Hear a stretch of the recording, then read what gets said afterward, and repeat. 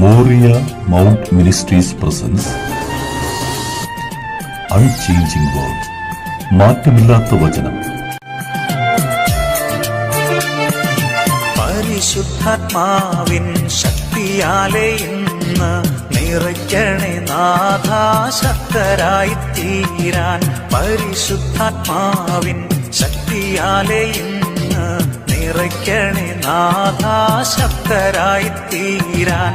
ആത്മസന്തോഷം കൊണ്ടു നിറയ്ക്കണേ പ്രിയനെ, ആത്മചൈതന്യം എന്നിൽ പകരുക പരനെ. ജയത്തോടെ ജീവിതം ധരയിൽ ഞാൻ ചെയ്യുവാൻ, ജയത്തോടെ ജീവിതം ധരയിൽ ഞാൻ ചെയ്യുവാൻ. പരിശുദ്ധാത്മാവിൻ ശക്തിയാലെ ഇന്ന് നിറയ്ക്കണേ നാഥാ, ശക്തരായി തീരാൻ. കർത്താവിൻ്റെ അതിപരിശുദ്ധ നാമം മഹത്വപ്പെടുമാറാകട്ടെ. ഒരിക്കൽ കൂടി ഈ മാറ്റമില്ലാത്ത വചനവുമായി നിങ്ങളുടെ മുമ്പിൽ വരുവാൻ, ഈ കർത്താവിൻ്റെ വചനം കൂടുതൽ ചിന്തിപ്പാൻ തക്കവണ്ണമായി ഈ 2024 ദൈവം തന്ന ഈ കൃപയ്ക്കായി ആ മഹത്വമുള്ള ദൈവത്തെ സ്തുതിക്കുന്ന, സ്തോത്രിക്കുന്ന, എന്നെ കേട്ടുകൊണ്ടിരിക്കുന്ന എല്ലാ ദൈവമക്കളെയും ഈ നേരത്ത് കർത്താവിൻ്റെ നാമത്തിൽ എൻ്റെ സ്നേഹവന്ദനവും അറിയിക്കുന്നു.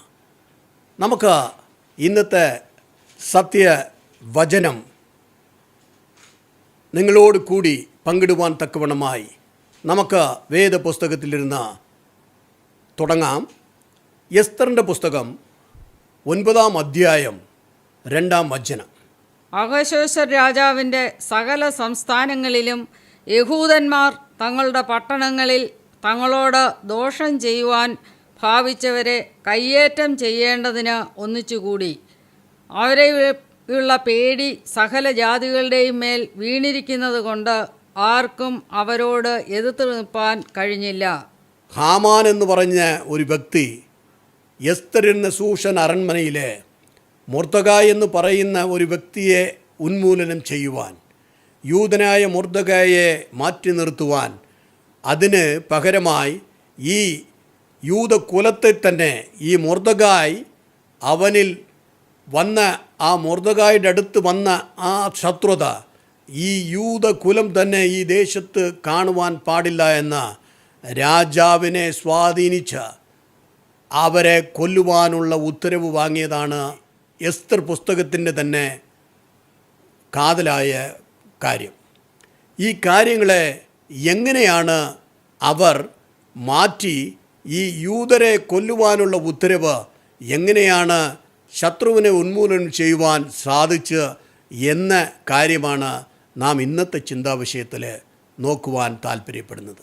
നമ്മുടെ ജീവിതത്തിൽ പലപ്പോഴും പല കാര്യങ്ങളും നാം ഉദ്ദേശിക്കുന്നതിൽ നിന്ന് ഭിന്നമായി മാറി വരാം. പ്രതികൂലങ്ങൾ വരാം, പ്രതിസന്ധികൾ വരാം. അങ്ങനെയൊക്കെ ഉള്ള സാഹചര്യത്തിൽ നിങ്ങളുടെ ഹൃദയത്തിൻ്റെ വേദന അറിയുന്ന ദൈവം നമ്മോട് കൂടെ എപ്പോഴും ഉണ്ട് എന്നത് ഒരിക്കലും മറന്നു പോകരുത്. 17 വർഷത്തിന് മുമ്പേ ദൈവം ഞങ്ങളുടെ പ്രാർത്ഥന കേട്ട് എൻ്റെ 2 മക്കൾക്കും ചെന്നൈയിലെ അവരുടെ IT കമ്പനികളിലെ ജോലിയിൽ കയറുവാൻ തക്കവണ്ണം ദൈവം സഹായിച്ചു. ആ കാര്യങ്ങളെ ഓർത്ത് ദൈവത്തിന് നന്ദി പറയുവാൻ, ദൈവവചനം മറ്റുള്ളവരെ അറിയിപ്പാൻ തീരുമാനിച്ച് ചെന്നൈയിലെ രാജ്ഭവൻ്റെ അടുത്തുള്ള ഒരു ദേവാലയത്തിൽ വച്ച് 3 ദിവസം കൺവെൻഷൻ നടത്തുവാൻ തീരുമാനിച്ചു. അങ്ങനെ കൺവെൻഷൻ നടത്തുവാൻ തീരുമാനിച്ച് തിരുവനന്തപുരത്ത് ഇരുന്ന് ഒരു ദൈവദാസനെയും ദൈവദാസിയെയും ആ ചെന്നൈ പട്ടണത്തിലേക്ക് കൂട്ടിക്കൊണ്ടുപോയി. നാളെ കൺവെൻഷൻ തുടങ്ങുകയാണ്. നാളെ കൺവെൻഷൻ തുടങ്ങുവാൻ ഇരിക്കുന്ന ആ സാഹചര്യത്തിൽ എൻ്റെ 2 മക്കളും പറഞ്ഞ് മറ്റുള്ള ഇതുപോലും ഒരു കാര്യവും എടുക്കരുത്. ഞങ്ങൾ 2 പേരും 2 മക്കളും ഞങ്ങളുടെ ശമ്പളത്തിൽ നിന്ന് കിട്ടിയത് ദൈവവേലയ്ക്കായി ഞങ്ങൾ തരും, മറ്റ് ഒരു കാശും എടുക്കരുത് എന്ന് പറഞ്ഞിരുന്ന ആ സാഹചര്യത്തിൽ അന്ന് രാത്രി, പിറ്റേ ദിവസം കൺവെൻഷൻ തുടങ്ങുകയാണ്. അന്ന് രാത്രി എൻ്റെ ഇളയ മകളുടെ മൊബൈലിൽ അവളുടെ അവളുടെ ATM കാർഡിൽ ഇരുന്ന് ആ അക്കൗണ്ടിലിരുന്ന എല്ലാ കാശും എടുത്തതായിട്ടൊരു മെസ്സേജ് വന്നു. നാളെ കൺവെൻഷനാണ്, അതിന് അവരുടെ തന്നെ വേണമെന്ന ആ നിലയിൽ അങ്ങനത്തെ ഒരു മെസ്സേജ് വന്നപ്പോൾ മകൾ പറഞ്ഞ് ATM കാർഡ് ഇതാ എൻ്റെ ബാഗിലായിരിക്കുന്നത്, അങ്ങനെ സംഭവിക്കാൻ സാധ്യതയില്ല എന്ന് നോക്കിയപ്പോൾ അത് സത്യമായും ആ കാശ് ഇല്ലാതായിപ്പോയത് തന്നെയാണ്. അങ്ങനെ ആ പ്രതിസന്ധികൾക്ക് മത്തിയിലും കൺവെൻഷനിൽ ഒരു കാര്യവും തടസ്സമാകരുത് എന്ന് ഞങ്ങൾ അതേ ദൈവ സമൂഹത്തിൽ വച്ചിട്ട് ഞങ്ങൾ തുടർന്ന് കൺവെൻഷൻ്റെ കാര്യങ്ങൾ നോക്കുവാൻ തുടർന്ന് ഞങ്ങൾ ആ കാര്യങ്ങളെല്ലാം ചെയ്ത് 3 ദിവസവും വളരെ ഭംഗിയായി ആ കാര്യങ്ങളെല്ലാം തന്നെ നടന്ന് ആ കൺവെൻഷനെല്ലാം കൺവെൻഷൻ തീർന്ന് ഞങ്ങൾ ഈ വന്ന ദൈവദാസനെയും ദാസിയെയും നാട്ടിലേക്ക് മടക്കി അയച്ചിട്ട് ഞങ്ങൾ മടങ്ങി വന്നപ്പോൾ ഈ കൺവെൻഷനിൽ സംബന്ധിച്ചിരുന്ന ഒരു പോലീസ് ഉദ്യോഗസ്ഥൻ എന്നെ വന്ന് കാണുകയും വളരെ നിങ്ങൾ തിരുവനന്തപുരത്ത് നിന്ന് ഇത്രത്തോളം പ്രയാസപ്പെട്ട് ഇങ്ങനെ ഒരെണ്ണം നടത്തിയത് തീർച്ചയായിട്ടും ദൈവം അനുഗ്രഹിക്കുക തന്നെ ചെയ്യും എന്ന നിലയിൽ ഇനി എന്തെങ്കിലും കാര്യങ്ങൾ ചെയ്യാനുണ്ടോ, ഞാൻ ചെയ്യണോ, എൻ്റെ അടുത്ത് എന്തെങ്കിലും പറയുവാനുണ്ടോ എന്ന് അദ്ദേഹമായിട്ട് ചോദിച്ചപ്പോൾ ഞാൻ ആദ്യം എല്ലാം നല്ലപടിയായിട്ട് നടന്ന് എന്ന് പറഞ്ഞ കൂട്ടത്തിൽ തന്നെ അത് പറഞ്ഞിട്ട് തുടർന്ന് പറഞ്ഞ് ഇതുപോലെ ഇങ്ങനെ ഒരു കാര്യം സംഭവിച്ച് മകളുടെ ATM കാർഡിൽ നിന്ന് ഇങ്ങനെ ചെയ്തു എന്ന് പറഞ്ഞപ്പോൾ ആ ATM എവിടെയുണ്ടെന്ന് ചോദിച്ചപ്പോൾ ഞാൻ പറഞ്ഞ് പുള്ളിക്കാരി ജോലി ചെയ്യുന്ന ഓഫീസിൻ്റെ അകത്ത് തന്നെയാണ് ഈ ATM കൗണ്ടർ ഉള്ളത് എന്ന് പറഞ്ഞിട്ട് ശരി എന്ന് പറഞ്ഞ് അദ്ദേഹം ഞാനും അങ്ങോട്ട് മാറി. നമ്മളതിനെക്കുറിച്ച് പിന്നീട് ആ പ്രാർത്ഥനയിൽ വച്ചതല്ലാതെ പിറ്റേ ദിവസം രാവിലെ മകൾ ഓഫീസിലേക്ക് പോകുമ്പോൾ മകൾ നോക്കിയത് ഓഫീസ് ചുറ്റിലും 10-20 പോലീസോളം ചുറ്റി ആ ഓഫീസിനെ ചുറ്റി നിൽക്കുകയാണ്. നിന്നിട്ട് അവർ പറഞ്ഞ് ഒരു എംപ്ലോയി പോലും പോലീസിൻ്റെ ചോദ്യം ചെയ്യലിലിരുന്ന് മാറി അകത്ത് പോകാൻ സാധ്യമല്ല എന്ന് പറഞ്ഞപ്പോൾ മാനേജ്മെൻറ്റ് ഓടി വന്ന് ആ CCTVയിൽ മൊത്തം ഇട്ട് നോക്കി. അന്ന് വൈകുന്നേരം അവർ ആളിനെ കണ്ടുപിടിക്കുകയും അന്ന് വൈകുന്നേരം മകൾ മടങ്ങി വന്നത് നഷ്ടപ്പെട്ട കാശും കയ്യിൽ കൊണ്ടാണ്. ഇതിൽ പരം ഈ ദൈവത്തിനെ നമുക്ക് സംശയിക്കാനുണ്ടോ? അത്രത്തോളം സ്നേഹമുള്ള ദൈവമാണ് നിങ്ങളുടെ അടുത്തും എൻ്റെ അടുത്തും പറയുന്നത്. നിങ്ങളുടെ ജീവിതത്തിൽ ഏതെല്ലാം പ്രതികൂലം വന്നാലും, ഏതെല്ലാം കാര്യങ്ങളിൽ നാം എത്രത്തോളം നെരുക്കം വന്നാലും, ഏത് സാഹചര്യത്തിലും നമ്മെ നിർത്തുവാൻ ശക്തനാണ്.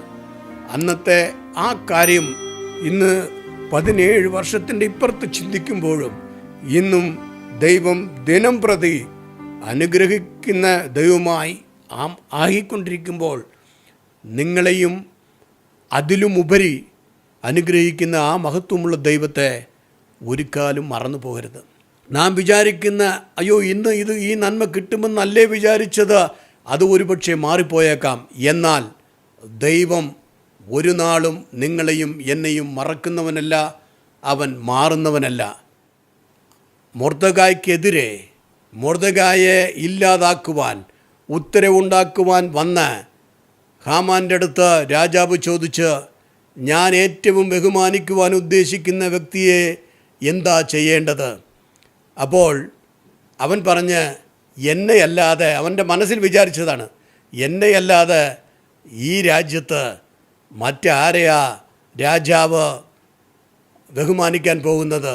അപ്പോൾ അവൻ പറഞ്ഞ് അത് രാജാവിൻ്റെ 2-ാം രഥത്തിൽ കയറ്റി ഇതുപോലെ എല്ലാ രാജവസ്ത്രങ്ങളും അണിയിച്ച് അവനെ തെരുവീതികളിൽ കൊണ്ടുപോയി രാജാവ് ബഹുമാനിക്കാൻ ഉദ്ദേശിക്കുന്നവൻ ഇങ്ങനെ ചെയ്യപ്പെടുമെന്ന് എല്ലായിടത്തും പറയണമെന്ന് പറഞ്ഞപ്പോൾ രാജാവ് പറഞ്ഞ് ഈ കാര്യങ്ങൾ ആ മുറ്റത്തിരിക്കുന്ന മൊർദെഖായിക്ക് നീ പോയി ചെയ്യുന്നു. ദൈവ മക്കളെ, ഇത് കേൾക്കുന്ന കർത്താവിൽ പ്രിയമുള്ളവരെ, ഈ മൊർദെഖായിക്കെതിരെ പദ്ധതി ഉണ്ടാക്കാൻ വന്നവൻ, അവൻ്റെ അടുത്ത് രാജാവ് പറയുകയാണ്, നീ ഈ മൊർദെഖായെ അത് നീ പറഞ്ഞതുപോലെ തന്നെ രാജാവ് ബഹുമാനിക്കുന്നവന് എന്ത് ചെയ്യണമോ അതുപോലെ ചെയ്യുക എന്ന്. നിങ്ങൾക്കും എനിക്കും എതിരെ പലരും പല പദ്ധതികളും ഉണ്ടാക്കാം. ഒരു പദ്ധതിയും നമുക്കെതിരെ വരികയില്ല എന്ന നമ്മുടെ ദൈവം നമുക്ക് വാഗ്ദത്തം തന്നിട്ടുണ്ടെങ്കിൽ, അതിൽ നിങ്ങളും ഞാനും ഉറച്ചു നിൽക്കുമെങ്കിൽ നമുക്കെതിരെ ആർക്കും ഒന്നും തന്നെ ചെയ്യുവാൻ സാധ്യമല്ല എന്നാണ് ഈ വേദപുസ്തകത്തിൽ നിന്ന് നാം വായിക്കുന്നത്. അങ്ങനെ നാം തുടർന്ന ഈ വേദപുസ്തകത്തിലൂടെ എസ്തർ പുസ്തകത്തിലെ തുടർന്ന് വരികയാണെങ്കിൽ 7-ാം അധ്യായത്തിൽ മൊർദെഖായിക്കായി ഉണ്ടാക്കി വച്ചിരുന്ന തൂക്കുമരത്തിൽ ഈ ഹാമാൻ തൂക്കിക്കൊല്ലപ്പെട്ടു. കൃപാലുവായ ദൈവമാണ് നമുക്കെതിരെ ഉള്ള കാര്യങ്ങൾ ദൈവം പറയുന്നതാണ്, നിനക്കെതിരെ യുദ്ധം ചെയ്യേണ്ടത് ഞാനാണ്, നീയല്ല. നീ എൻ്റെ അടുത്ത് കാര്യങ്ങൾ പറഞ്ഞാൽ മാത്രം മതി. അത്രത്തോളമുള്ള ആ കാര്യങ്ങൾ, ഇത്രത്തോളം ഈ രാജാവിൻ്റെ ഉത്തരവ് മാറുവാനും ഈ കാര്യങ്ങളെല്ലാം ചെയ്യുവാനും എങ്ങനെ സാധിച്ചു എന്ന് നാം വേദപുസ്തകത്തിലെ നോക്കുമ്പോൾ, ഈ ലോക ജീവിതത്തിൽ ഇതുപോലത്തെ ഒരു പ്രതിസന്ധി വരുമ്പോൾ നാം തൊട്ടടുത്ത് MLA ഉണ്ടോ, ഇല്ലെങ്കിൽ തൊട്ടടുത്ത് ഏതെങ്കിലും നമുക്കറിയാവുന്ന പോലീസുകാരുണ്ടോ എന്നൊക്കെ അന്വേഷിച്ച് നടക്കുന്നവരാണ് നമ്മൾ. നാം പള്ളിയിൽ പോകുന്നുണ്ട്, വേദവചനം വായിക്കുന്നുണ്ട്, ഒരുപാട് കാര്യങ്ങൾ കേൾക്കുന്നുണ്ട്. എങ്കിലും നമ്മുടെ മനസ്സിൽ ആദ്യം വരുന്നത് എന്താണ്? നമുക്ക് ആരെ സമീപിക്കാം, ആരുടെ അടുത്ത് പോയാൽ ഈ പ്രശ്നങ്ങൾ തീരും, ഈ പ്രശ്നം എങ്ങനെ നമുക്ക് കൈകാര്യം ചെയ്യാൻ, അത് ഇന്ന ആളിനേക്കായാലും ഇന്ന ആൾ കുറച്ചും കൂടെ മെച്ചമല്ലേ എന്ന് ഈ ലോകത്ത് നാം തിരഞ്ഞു നടക്കുമ്പോൾ, നമുക്ക് വേദവചനം പഠിപ്പിക്കുന്നത് അതിലിരുന്ന ഓരോ വ്യക്തികളും ദൈവത്തിൻ്റെ അടുത്ത് എത്രത്തോളം വിശ്വസ്തയോടുകൂടി ഉണ്ടായിരുന്നു എന്നതാണ് നാം കാണേണ്ടത്. എസ്തർ പുസ്തകം 4-ാം അധ്യായം 16-ാം വചനത്തിൽ ഇതുപോലത്തൊരു ഉത്തരവ് ആയ വിവരം അറിഞ്ഞ എസ്തർ യൂദരെ എല്ലാ യൂദന്മാരെയും അഹസ്വേര് രാജാവിൻ്റെ 127 രാജ്യങ്ങളിലും ഇല്ലായ്മ ചെയ്യുവാനുള്ള ഒരു ഉത്തരവ് ഇറങ്ങിയെന്ന മൊർദെഖായി കേട്ട് അലറി വിളിച്ച് ഒരു ഭ്രാന്തമായി അങ്ങോട്ടും ഇങ്ങോട്ടും ഓടി നടന്നപ്പോൾ, ആ സങ്കടം കൊണ്ട് അങ്ങനെ നടന്നപ്പോൾ എന്താണെന്ന് ചോദിച്ച് ആ കാര്യങ്ങൾ മനസ്സിലാക്കിയ എസ്തർ, അവൾ പറഞ്ഞത് നമുക്ക് പ്രത്യേകിച്ച് അവിടെ എഴുതി വച്ചിട്ടുണ്ട്. നീ ശൂശനിലുള്ള എല്ലാ യഹൂദന്മാരെയും വിളിച്ച് 3 ദിവസം ദൈവസന്നിധിയിൽ രാവും പകലും ഉപവാസത്തിലിരിക്കുക. ഈ 3 ദിവസം നീ ഉപവാസത്തിലിരിക്കുമ്പോൾ ഞാനും എൻ്റെ ദാദിമാരും അതുപോലെ തന്നെ ഉപവാസത്തിലിരിക്കും. അങ്ങനെ അത് കഴിഞ്ഞിട്ട് ഈ 3 ദിവസം കഴിയുമ്പോൾ ഞാൻ രാജസമൂഹത്തിൽ ചെല്ലാം. ഞാൻ അവിടെ മരിക്കുന്നെങ്കിൽ മരിക്കട്ടെ, അതിനും എനിക്ക് ഭയമില്ല എന്ന് മട്ടിൽ എസ്തർ പറഞ്ഞു തന്നു. അവിടെ എസ്തർ പറഞ്ഞപ്പോൾ രാജസമൂഹത്തിൽ പോകുന്നതിന് മുമ്പ് ഇത് ചെയ്യണമെന്ന് മൊർദെഖായിക്ക് പറയുമ്പോൾ ഒരു കാര്യം നമ്മെ പ്രത്യേകിച്ച് ആ സത്യവചനങ്ങൾ പഠിപ്പിക്കുന്നത് 2-ാം അധ്യായം 17-ാം വചനത്തിൽ തന്നെ അതിലെഴുതിയിരിക്കുന്നത്, അഹസ്വേര് രാജാവ് എല്ലാ സ്ത്രീകളെക്കായിലും അധികമായി അവളെ സ്നേഹിച്ചതുകൊണ്ട് അവളെ വസ്തിക്ക് പകരം രാജ്ഞിയായി അവൻ അംഗീകരിച്ച് അവളുടെ തലയിൽ കിരീടം വച്ചു എന്നാണ്. എന്നാൽ യഥാർത്ഥത്തിൽ നമുക്ക് നോക്കുകയാണെങ്കിൽ ഈ 4-ാം അധ്യായം 16-ാം വചനത്തിലെ ആ എസ്തർ പറയുന്നതിന് മുമ്പേ തന്നെ 2-ാം അധ്യായം 17-ാം വചനത്തിന് അവൾ റാണിയാണ്.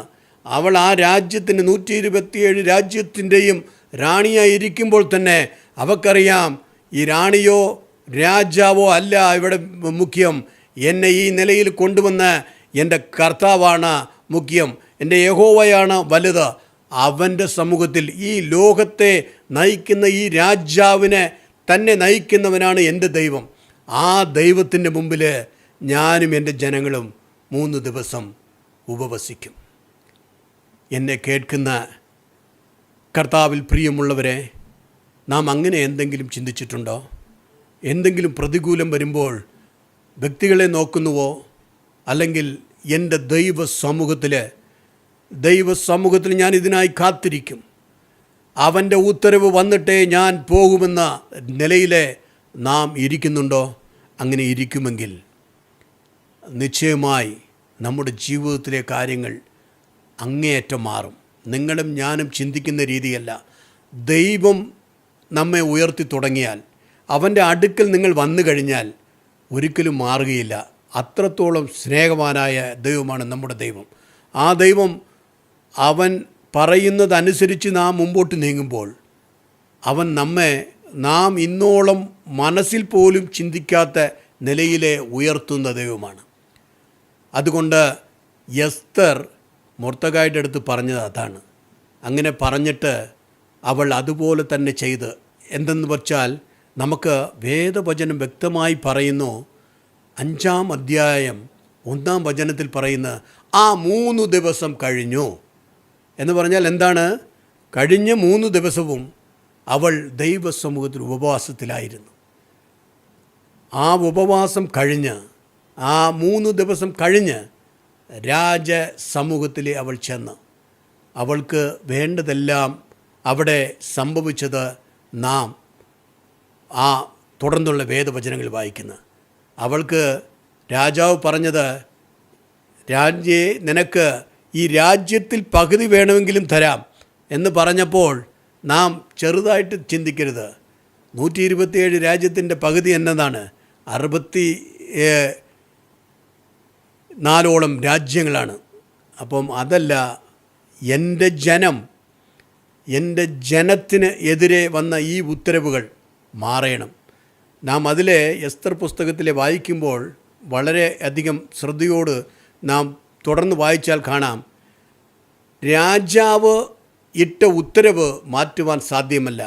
എന്നാൽ നീയും മൊർദെഖായിയും ചേർന്ന് യൂദജനത്തിന് നന്മ വരത്തക്കവണ്ണം എൻ്റെ നാമത്തിൽ എൻ്റെ മുദ്രമോതിരം കൊണ്ട് ആവശ്യമുള്ളത് എഴുതിക്കൊള്ളാൻ രാജാവ് ഉത്തരവിടുന്നത് പോലെ ആക്കി തീർത്ത ആ കാര്യത്തിന് തുടക്കം ഈ 3 ദിവസത്തെ പ്രാർത്ഥനയാണ്. നമ്മുടെ ജീവിതത്തിൽ പലപ്പോഴും കുറവുള്ളതും അതുതന്നെയാണ്. ഇന്ന് നമ്മെ അവൻ്റെ സമൂഹത്തിൽ ഏൽപ്പിക്കാം. എന്താണ് നാം ചെയ്യേണ്ടത്? ഈ ലോകത്തിൻ്റെ കൂടെ നടക്കുന്നതാണോ അല്ല ദൈവ സാന്നിധ്യത്തിൽ വരുന്നതാണ്? പലപ്പോഴും നമ്മുടെ ജീവിതങ്ങളിൽ പ്രതിസന്ധികളും പ്രയാസങ്ങളും വരുന്നത് സർവ്വസാധാരണമാണ്. നമുക്ക് ഒരു കാര്യം തീരുമാനിച്ചാൽ, ഏലിയാവ് എന്ന ആ പ്രവാചകൻ യേസബേലിൻ്റെ കൂടെ ഒരു കോംപ്രമൈസിന് വന്നിരുന്നെങ്കിൽ അവൻ അവിടെ ഇരുന്ന് ഒളിച്ചോടേണ്ട ആവശ്യമില്ല. അന്ന് ശിഷ്യന്മാരുടെ അടുത്ത് ദൈവം പറഞ്ഞത് അതാണ്, നിങ്ങൾ ലോകത്തിന് അനുരൂപരാകാതെ ദൈവം പറയുന്നത് അനുസരിച്ച് അതേപോലെ ചെയ്യണം. നിങ്ങൾ പരിശുദ്ധാത്മാവിൻ്റെ നിറവ് പ്രാപിക്കുന്നത് വരെയിലും യെരുശലേം വിട്ടു പോകരുത് എന്ന് പറഞ്ഞതിൻ്റെ കാര്യം, ഈ ലോക ജീവിതത്തിൽ ജീവിക്കുന്ന നാം, നിങ്ങളും ഞാനും ജീവിക്കുമ്പോൾ നമ്മുടെ സ്വയബുദ്ധി കൊണ്ടോ സ്വയമായുള്ള ശക്തി കൊണ്ടോ ഒന്നും നേടുവാൻ സാധിക്കുകയില്ല എന്ന് നമ്മെ വീണ്ടും വീണ്ടും പഠിപ്പിക്കുന്നതാണ് ഈ സത്യവചനങ്ങൾ. ഈ സത്യവചനത്തിൻ്റെ കൂടെ നാം നടക്കുമ്പോൾ അത് നമ്മെ നയിക്കും, നടത്തും. ഏത് പ്രതിസന്ധിയിലും അവൻ നമ്മെ നടത്തുവാൻ ശക്തനാണ്. കുഴിയിൽ കിടന്ന് ആ യോസേപ്പ് അന്ന് പോത്തിഫാറിൻ്റെ വീട്ടിലെ അവൻ്റെ ഭാര്യയുമായി ഒരു ഉടമ്പടി ഉണ്ടാക്കിയിരുന്നെങ്കിൽ അവൻ ജയിലിറക്കി പോകേണ്ട ആവശ്യമില്ല.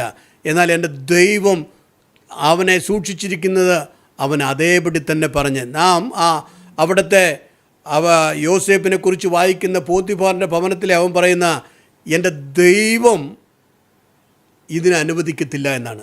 ലോക മനുഷ്യരല്ല, എൻ്റെ ദൈവത്തിനെതിരെ ഞാൻ ഈ പാപം ചെയ്യുകയില്ല എന്ന്. അപ്പോൾ ഏത് കാര്യത്തിലും മനുഷ്യരെ നമുക്ക് മറക്കാം.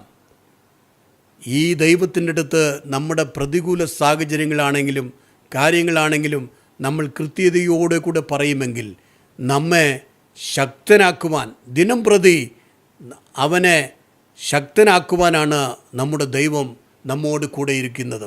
അതുകൊണ്ട് ഇന്ന് നമ്മുടെ ജീവിതത്തിലെ ഇന്ന കാര്യങ്ങൾ ഇങ്ങനെ മാറിപ്പോയല്ലോ, നാം ഇങ്ങനെയൊക്കെ വിചാരിച്ചിരുന്നത് ഇങ്ങനെ മാറിയല്ലോ, എന്നാൽ ഏത് മാറ്റവും നിൻ്റെ നന്മയ്ക്കായി തന്നെയായിരിക്കും. ദൈവം ഓരോ കാര്യങ്ങളിലും നിങ്ങളെയും എന്നെയും പഠിപ്പിക്കുന്നതാണ്. ഒരു കാര്യത്തിൽ ഇന്നതുപോലെ നാം ചെയ്യുന്നത് അത് ശരിയല്ല എന്ന് നിങ്ങളോ ഞാനോ മനസ്സിലാക്കിയില്ല എങ്കിലും ഇത് പിന്നീട് എൻ്റെ മകന്, എൻ്റെ മകള്, ഇല്ലെങ്കിൽ ഈ മിനിസ്ട്രിക്ക് ദോഷം വരുമെന്ന് ദൈവം അറിയുമെങ്കിൽ ദൈവം അത് മാറ്റേണ്ട സമയത്ത് മാറ്റും. അതുകൊണ്ട് എത്രയ്ക്ക് ഉന്നതമായ കാര്യമാണെങ്കിലും, എത്രയ്ക്ക് വലിയ കാര്യമാണെങ്കിലും, ഇത്ര വലിയ കാര്യമാണോ എന്ന് ചിന്തിക്കേണ്ട. ഏത് കാര്യവും കർത്താവിൻ്റെ അടുത്ത് ചോദിക്കുവാൻ മടിക്കാതെ തന്നെ നമുക്കെന്തും ചോദിക്കാം. അതാണ് നമ്മുടെ ദൈവം. ഞാൻ ഏറ്റവും ബഹുമാനിക്കുന്ന ദൈവദാസൻ BG വർഗീസ് അവർ എപ്പോഴും പറയും, വിശ്വാസത്തിലാണോ നീ? ചോദിക്കുമ്പോൾ വലുതായി ചോദിക്കുക. എനിക്കൊരു ചെറിയ വീട് വേണേ എന്നല്ല, എനിക്ക് ഇന്ന കൺവീനിയൻ്റോട് കൂടി ഇന്ന കാര്യങ്ങളെല്ലാം ഉള്ള ഒരു വീട് വേണമെന്ന് ചോദിക്കുക. നിനക്ക് വിശ്വാസമുണ്ടെങ്കിൽ ആ വിശ്വാസമാണ് നമ്മുടെ ജീവിതത്തിൽ വരേണ്ടത്. ആ വിശ്വാസമുണ്ടെങ്കിൽ ആ ശക്തിയോടുകൂടി നാം അവൻ്റെ അടുത്ത് എന്ത് ചോദിച്ചാലും, നമുക്ക് നോക്കണേ, അന്ന് യൂദർ ജനങ്ങൾ മുഴുവനെയും ഇല്ലായ്മ ചെയ്യുവാൻ തീരുമാനിച്ചവൻ ഇന്ന് ആ യൂദ ജനങ്ങളെ ദൈവം ചെയ്തതാണ്. അവർക്ക് എതിരെ പോരാടുവാൻ മറ്റുള്ളവരെ ഭയപ്പെടുന്ന രീതിക്ക് ദൈവമാക്കി തീർത്തു എന്നാണ് നാം ആ വേദ പുസ്തകത്തിൽ വായിക്കുന്നത്. അത്രത്തോളം നിനക്കെതിരെ ഒരുവനും ഒരു കാര്യവും ചെയ്യാത്ത വണ്ണം ദൈവം തീർച്ചയായിട്ടും നമുക്ക് അതിനുള്ള കാര്യങ്ങൾ ചെയ്യും. നാം പലപ്പോഴും ഈ എസ്തറിൻ്റെ പുസ്തകം വായിക്കുമ്പോഴെല്ലാം നമുക്ക് ചിന്തിക്കാനുള്ള ഒരു കാര്യം, നാം പലപ്പോഴും അത് അടുത്ത സംസ്ഥാനത്ത് ദൈവമക്കൾക്കെതിരെ ഒരു പ്രശ്നം വന്നാൽ അത് അവിടെയല്ലേ, അതുപോലെ ഇത് ഇപ്പുറത്താണല്ലോ, എൻ്റെ ഏരിയയിൽ അങ്ങനെ അല്ലല്ലോ. എന്നാൽ ദൈവമക്കൾ എല്ലാ സഭകൾക്കും, എല്ലാ ദൈവവേലകൾക്കും, എല്ലാ ദൈവദാസന്മാർക്കും എവിടെ എന്ത് നടക്കുമ്പോഴും നമ്മൾ നമ്മുടെ ഭവനങ്ങളിലെ മുട്ടുകുത്തണം. അത് ദൈവം നിങ്ങളുടെ അടുത്തും എൻ്റെ അടുത്തും ആഗ്രഹിക്കുന്നതാണ്. നാം എല്ലാവരും ഒരു അപ്പൻ്റെ മക്കളാകുമ്പോൾ അവൻ ആ ദേശത്തിരിക്കുന്ന ഈ ദേശത്തിരിക്കുന്നതെന്നല്ല, ഇവിടെ നാം പ്രതീക്ഷിച്ചു കൊണ്ടിരിക്കുന്ന ആ സ്വർഗരാജ്യത്തിലേക്ക് പോകാനുള്ള ആ കാന്തൻ വരുന്ന മധ്യാകാശത്തിലേക്ക് നാം എല്ലാവരും ഒന്നിച്ചു പോകേണ്ടത് കൊണ്ട് എവിടെ എന്ത് നടന്നാലും നമ്മുടെ മക്കൾക്കായി ദൈവം എത്രത്തോളം നമ്മുടെ സന്നദ്ധികളെ കരുതുന്നുണ്ടോ ആ നിലയിൽ നിങ്ങളും ഞാനും ഈ ലോകത്ത് മുഴുവനുമായിരിക്കുന്ന ദൈവജനത്തിന് വേണ്ടിയിട്ട്, ദൈവമക്കൾക്ക് വേണ്ടിയിട്ട്, ദൈവവേലയ്ക്ക് വേണ്ടിയിട്ട് നാം പ്രാർത്ഥനയിലായിരിക്കണം.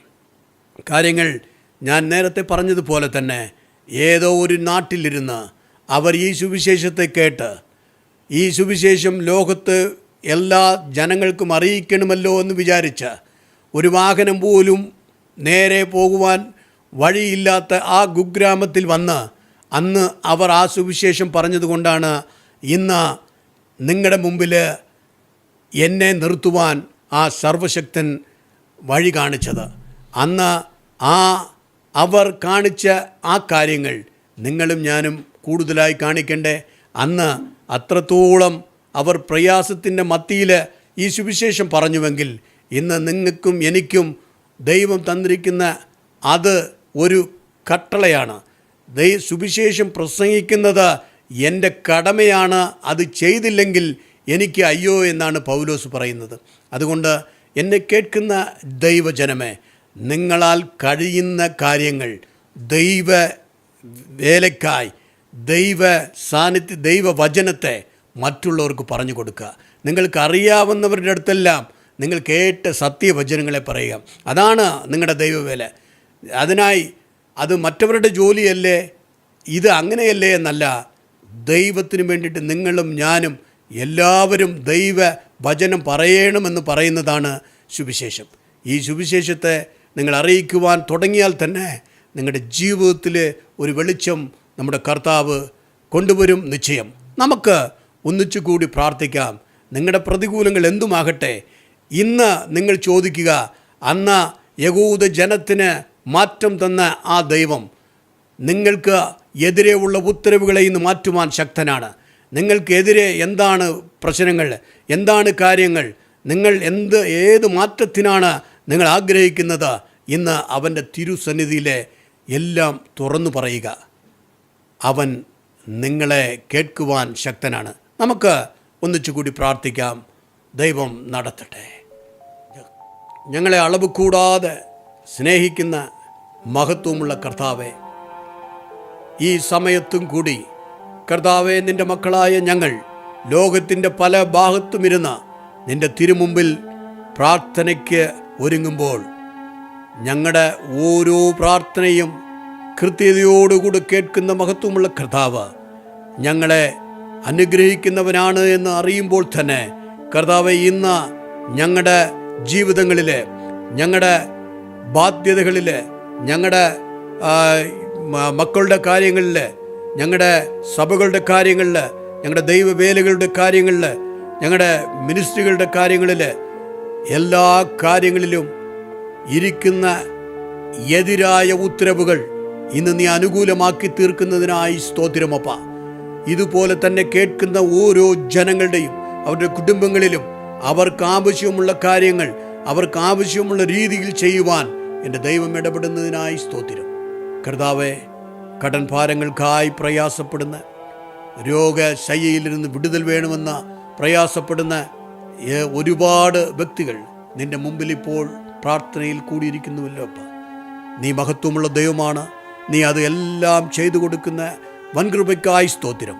സ്തുതിയും ഘനവും സ്തോത്രവും സർവശക്തനായ ദൈവം നിൻ്റെ മുമ്പിൽ അർപ്പിക്കുന്നു. തുടർന്നും ഞങ്ങളെ ഓരോരുത്തരെയും ശക്തിപ്പെടുത്തണം, നിനക്കായി നിൽപ്പാൻ ബലപ്പെടുത്തണം. യേശുവിൻ ധന്യനാമത്തിൽ പ്രാർത്ഥന കേൾക്കണമേ പൊന്നുനാഥ.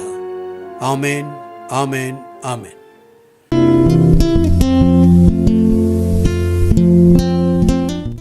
ഞങ്ങളുടെ വിലാസം: Moriah mount ministries, Vadamalapuram, Tenkasi district, Tamil Nadu 627755.